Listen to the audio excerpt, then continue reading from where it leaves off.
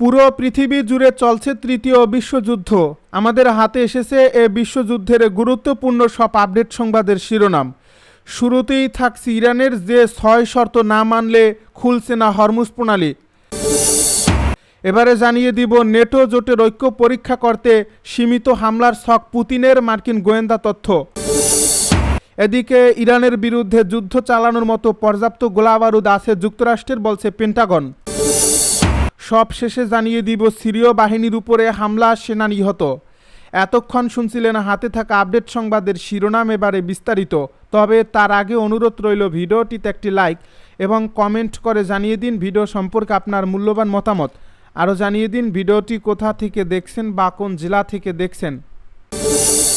সিরীয় বাহিনীর উপরে হামলা, সেনা নিহত।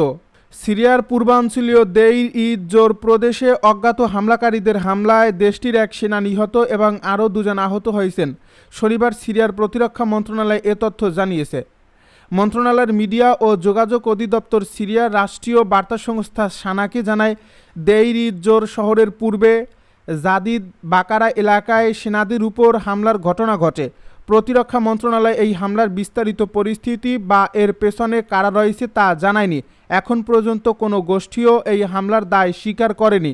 এর আগে শুক্রবার দামেস্কের দক্ষিণে সাইদিয়া জনাপ এলাকায় বিস্ফোরক ডিভাইস স্থাপনের চেষ্টার সময় সশস্ত্র সংঘর্ষে 2 আইএস সদস্যকে নিষ্ক্রিয় করার দাবি করে সিরিয়ার নিরাপত্তা বাহিনী। সিরীয় কর্তৃপক্ষের ভাষ্য, পরবর্তী তল্লাশিতে দেখা যায় ওই 2 সন্দেহভাজন একটি বেসরকারি স্থাপনায় হামলার প্রস্তুতি হিসেবে বিস্ফোরক ডিভাইস স্থাপনের চেষ্টা করেছিল। ইরানের বিরুদ্ধে যুদ্ধ চালানোর মতো পর্যাপ্ত গোলাবারুদ আছে যুক্তরাষ্ট্রের, জানালো পেন্টাগন। ইরানের বিরুদ্ধে চলমান যুদ্ধে প্রয়োজনীয় সামরিক সরঞ্জাম ও গোলাবারুদের পর্যাপ্ত মজুত রয়েছে বলে দাবি করেছেন যুক্তরাষ্ট্রের প্রতিরক্ষা দপ্তরের এক জ্যেষ্ঠ কর্মকর্তা। মার্কিন প্রতিরক্ষা দপ্তরের ডিফেন্স ইনোভেশন ইউনিটের প্রধান উপপরিচালক জ্যারেড কনিল আল জাজিরাকে দেওয়া এক একান্ত সাক্ষাৎকারে একথা জানান। কনলি বলেন, যুক্তরাষ্ট্রের হাতে বর্তমান পরিস্থিতি মোকাবেলার জন্য পর্যাপ্ত গোলাবারুদ রয়েছে। তার দাবি, যুদ্ধ পরিচালনার জন্য প্রয়োজনীয় সব কিছুই বর্তমানে প্রতিরক্ষা দপ্তরের হাতে রয়েছে। এর আগে বিভিন্ন প্রতিবেদনে বলা হয়েছিল, ইরানের সঙ্গে সংঘাতের কারণে যুক্তরাষ্ট্রের গুরুত্বপূর্ণ আকাশ প্রতিরক্ষা অস্ত্রের মজুদ কমে গেছে। এর মধ্যে ব্যালিস্টিক ক্ষেপণাস্ত্র প্রতিহত করার জন্য ব্যবহৃত ইন্টারসেপ্টরও রয়েছে। তবে এসব ঘাটতির প্রতিবেদন নাকচ করে কনলি বলেন, বর্তমান দায়িত্ব পালনের জন্য আমাদের পর্যাপ্ত গোলাবারুদ রয়েছে। তিনি আরও দাবি করেন, যুক্তরাষ্ট্রের প্রতিরক্ষা দপ্তরের কাছে বর্তমানে যুদ্ধ পরিচালনার জন্য প্রয়োজনীয় সক্ষমতা ও সরঞ্জাম রয়েছে। নেটো জোটের ঐক্য পরীক্ষা করতে সীমিত হামলার ছক পুতিনের, মার্কিন গোয়েন্দা তথ্য। নেটো জোট কতটা ঐক্যবদ্ধ তা পরীক্ষা করতে আগামী কয়েক বছরের মধ্যে জোটভুক্ত কোনো সদস্য দেশে সীমিত আকারের হামলা চালাতে পারেন রাশিয়ার প্রেসিডেন্ট ভ্লাদিমির পুতিন। যুক্তরাষ্ট্রের গোয়েন্দা সংস্থাগুলোর সাম্প্রতিক কয়েকটি গোপন মূল্যায়নে এমন ইঙ্গিত পাওয়া গেছে। এই মূল্যায়ন প্রতিবেদনগুলো সম্পর্কে অবগত 3টি সূত্রের দেওয়া তথ্যের বরাত দিয়ে মার্কিন সংবাদ মাধ্যম CNN এই খবর জানিয়েছে। প্রকাশিত এ প্রতিবেদনে বলা হয়েছে, মার্কিন গোয়েন্দা মূল্যায়নে রাশিয়ার পক্ষ থেকে উত্তেজনা বৃদ্ধির বেশ কয়েকটি সম্ভাব্য পরিস্থিতির কথা তুলে ধরা হয়েছে, যার মধ্যে রয়েছে সাইবার হামলা থেকে শুরু করে সীমান্তে ছোট আকারের অনুপ্রবেশ। সূত্রগুলোর মতে এর লক্ষ্য হল নেটোর ঐক্য এবং অনুচ্ছেদ 5-এর প্রতি সদস্য দেশগুলোর অঙ্গীকারকে চ্যালেঞ্জ করা। এই অনুচ্ছেদে বলা হয়েছে, নেটোভুক্ত কোনো দেশকে আক্রমণ করা মানে সবার উপর হামলা, আর পুরো নেটো মিলে সেই হামলার জবাব দেবে। তবে রাশিয়ার উস্কানিমূলক পদক্ষেপ এমন পর্যায়ে নাও যেতে পারে বলে এর ফলে নেটো মিত্রগুলোর পক্ষ থেকে পাল্টা প্রতিক্রিয়া দেখানোর প্রয়োজন হতে পারে। পুতিন কিভাবে এবং কখন এমন পদক্ষেপ নিতে পারেন তা নিয়ে এখনও কোনো নিশ্চিত সিদ্ধান্ত নেই বলে জানিয়েছে সূত্রগুলো। তবে একটি সূত্রের মতে, এই হামলার জন্য বাল্টিক অঞ্চলের দেশগুলো বা পোল্যান্ডকে লক্ষ্যবস্তু করার সম্ভাবনাই সবচেয়ে বেশি। ইউক্রেন যুদ্ধে নিজের সম্মান রক্ষার উপায় না পেলে পুতিন নেটো সীমান্তে উত্তেজনা বাড়াতে পারেন বলে মনে করছেন মার্কিন ও নেটো কর্মকর্তারা। ইতিমধ্যেই নেটো সীমানায় রাশিয়ার ড্রোন অনুপ্রবেশের বেশ কয়েকটি ঘটনাও ঘটেছে। গত মে মাসে রোমানিয়ায় একটি বিস্ফোরকবাহী ড্রোন এক আবাসিক ভবনে আঘাত হানলে 2 জন আহত হয়। রাশিয়ার বাহিনীগুলোর নিকটবর্তী ইউক্রেনীয় বন্দরে হামলা চালানোর সময় এই ঘটনাটি ঘটে। পাশাপাশি গত সেপ্টেম্বরে ইউক্রেনে হামলার সময় পোল্যান্ডের আকাশসীমায় অনুপ্রবেশ করা একাধিক রুশ ড্রোন ভূপাতিত করে নেটো যুদ্ধবিমান। এদিকে গত বুধবার রাতে জার্মানির একটি বিমানবন্দরের সুরক্ষিত কার্গো এলাকায় সামরিক বিস্ফোরক ভর্তি একটি ড্রোন উদ্ধার করা হয়। ইরানের যে 6 শর্ত না মানলে খুলছে না হরমুজ প্রণালী। হরমুজ প্রণালীর নিয়ন্ত্রণ নিয়ে ওমানের সঙ্গে চুক্তির কাছাকাছি পৌঁছেছে ইরান, তবে কেবল চুক্তি হলেই এই প্রণালীর চলাচলের জন্য উন্মুক্ত হচ্ছে না।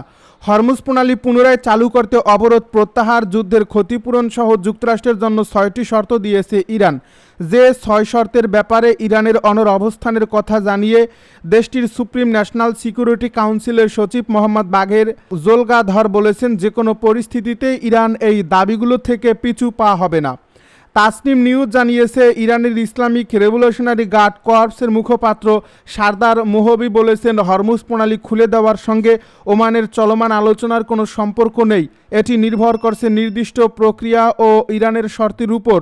ইরানের সুপ্রিম ন্যাশনাল সিকিউরিটি কাউন্সিলের সচিব মোহাম্মদ বাগের জোলগাধর মার্কিন যুক্তরাষ্ট্রের জন্য 6টি দাবির তালিকা প্রকাশ করেছেন। ইরান এবং এর পবিত্র মূল্যবোধের বিরুদ্ধে হুমকির অবসান, ইরান এবং এর আঞ্চলিক মিত্রদের বিরুদ্ধে স্থায়ীভাবে সামরিক পদক্ষেপ বন্ধ করা, ইরানের বিরুদ্ধে অবরোধ প্রত্যাহার এবং এর সঙ্গে জড়িত মার্কিন নৌ ও বিমান বাহিনীকে সরিয়ে নেওয়া, সাম্প্রতিক সংঘাতে ক্ষয়ক্ষতির জন্য ইরানকে ক্ষতিপূরণ দেওয়া, মার্কিন নিষেধাজ্ঞা প্রত্যাহার এবং ইরানের বিরুদ্ধে সম্পদ মুক্ত করা।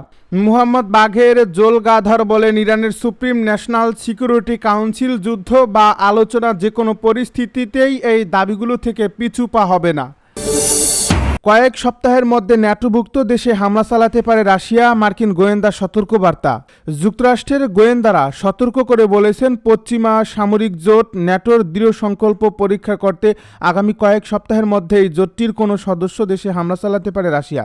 দ্য ওয়াল স্ট্রিট জার্নালের খবরে বলা হয়েছে, মার্কিন কর্মকর্তারা মনে করছেন, চলতি শরৎকাল থেকে 2029 সালের মধ্যে যে কোনো সময় পূর্ব ইউরোপে সীমিত পরিসরে স্থল অনুপ্রবেশ কিংবা সাইবার হামলার মধ্য দিয়ে রাশিয়া উত্তেজনা বাড়ানোর চেষ্টা নিতে পারে। মার্কিন গোয়েন্দাদের এর আগের মূল্যায়নে বলা হয়েছিল, ইউক্রেন যুদ্ধে জড়ানো অবস্থায় রুশ প্রেসিডেন্ট ভ্লাদিমির পুতিন আর কোথাও হামলা চালাবেন না। তবে নতুন প্রতিবেদন মার্কিন গোয়েন্দাদের আগের সেই মূল্যায়নের উল্লেখযোগ্য পরিবর্তনই নির্দেশ করছে। গত মাসে দ্য টেলিগ্রাফ পত্রিকার প্রতিবেদনে বলা হয়েছিল, ইউরোপীয় এবং মার্কিন গোয়েন্দারা পোল্যান্ডের মাটিতে সশস্ত্র উস্কানি, গুরুত্বপূর্ণ অবকাঠামোয় ড্রোন বা ক্ষেপণাস্ত্র হামলা কিংবা ইউক্রেনের উপর দোষ চাপানোর জন্য সাজানো হামলার বিষয়ে রাশিয়ার পরিকল্পনার আভাস পেয়েছে। রাশিয়ার নেটো মিত্রগুলোর মধ্যে উত্তেজনা বাড়ানো এবং যুদ্ধের পঞ্চম বার্ষিকীর আগে ইউক্রেনকে সমর্থন দেওয়া থেকে তাদেরকে বিরত রাখার কৌশল হিসেবে এমন পরিকল্পনা করছে বলে মূল্যায়ন করার কথা জানানো হয়েছিল প্রতিবেদনে। গত সপ্তাহে পোল্যান্ডে একটি রুশ ক্ষেপণাস্ত্র আছড়ে পড়া এবং গত মঙ্গলবার জার্মানির লাইপজিগ হালে বিমানবন্দরে একটি বিস্ফোরকবাহী ড্রোন পাওয়া যাওয়ার পর রাশিয়া এবার ন্যাটোভুক্ত দেশে উস্কানিমূলক হামলা চালাতে পারে বলে খবর প্রকাশ পেল। জার্মানির বিমানবন্দরে পাওয়া যাওয়া এই ড্রোনটির লক্ষ্যবস্তু অস্ত্র বহনকারী একটি ইউক্রেনীয় বিমান ছিল বলে ধারণা করা হচ্ছে। নেটো জোটের পূর্ব দিকে রাশিয়ার বাড়তে থাকা হুমকি নিয়ে কয়েক মাস ধরেই পোল্যান্ড এবং বাল্টিক দেশগুলোর নেতারা কথা বলে আসছেন।